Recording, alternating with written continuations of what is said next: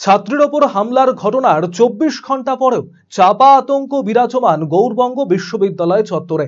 অন্যান্য দিনের তুলনায় শুক্রবার পড়ুয়ার উপস্থিতিও কম।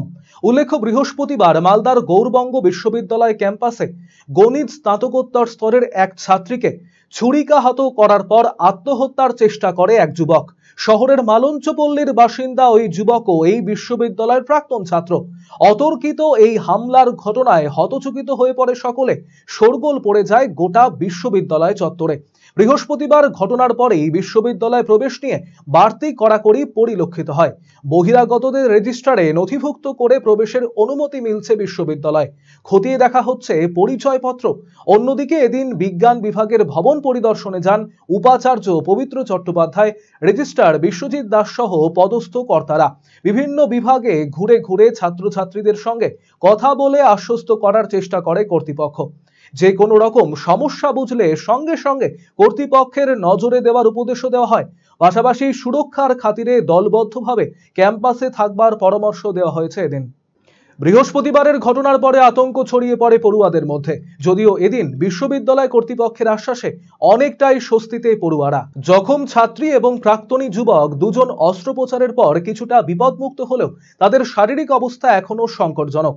অস্ত্রোপচারের পর আপাতত ক্রিটিক্যাল কেয়ার ইউনিটে রেখে চিকিৎসা চলছে তাদের। শুক্রবার সকালে উপাচার্য সহ বিশ্ববিদ্যালয় কর্তৃপক্ষ দুজনের শারীরিক অবস্থার খোঁজ খবর নিতে মালদা মেডিকেল কলেজে যান।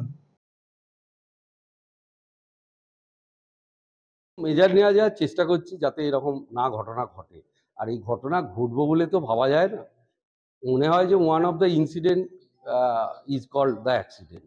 এটা অ্যাক্সিডেন্ট ছাড়া আর কি বলবো। সেই জন্য আমরা যত রকম মেজার নেওয়া যায় তার চেষ্টা করছি। যে ধরনের মেজার নিলে আমরা এটাকে মনে হচ্ছে পারবো। আরও আমরা কিছু ওয়ে আউট বার করবো। আপনারাও কিছু পদ্ধতি আমাদের দিন যাতে করে আমরা এটাকে সিকিউরিটিটাকে আরও আঁটোসাঁটো করতে পারি। পড়ুয়াদের সঙ্গে কথা বললেন, কি বার্তা দিলেন? ওদেরকে বললাম একা একা না ইয়ে করতে, সব একটা করে যেন ক্লাবিং করে ঘুরতে, অ্যাটলিস্ট মোর দ্যান ওয়ান। কারণ সেলফ সিকিউরিটি এক। দুই হচ্ছে তাদের যখন কোনো মেন্টাল প্রবলেম হবে, কর্তৃপক্ষ বন্ধুর মতো পাশে আছে, অভিভাবকই নয়। বা যদি টিচারদের বলতে না পারে, বাড়ির লোককে যদি না বলতে পারে, বন্ধুকেও যদি না বলতে পারে, তারা যেন আরেক বন্ধুকে সঙ্গে রেখে যেন হাঁটাচলা করে। আমরা কালকের ঘটনার পর খুব আতঙ্কে ছিলাম। আমাদের স্যার, ভিসি স্যার এসেছিলেন আমাদের, তো আশ্বাস দিয়ে গেলেন কোনো প্রবলেম হলে উনি আমাদের পাশেই থাকবেন।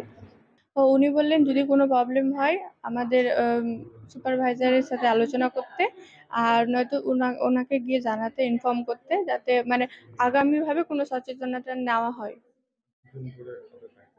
দুজন করে সাথে থাকতে, একাই না থাকতে। ওটাই মানে কাউকে মানে জানালে এই ঘটনাটা হতো না কালকে। তারা এখন অনেকটাই ভালো। ডাক্তাররা বলছেন অনেকটাই ভালো, কিন্তু ডাক্তারি পরিভাষায় যেটা বলে ৭২ ঘন্টার আগে পুরোপুরি আউট অফ ডেঞ্জার বলা যায় না।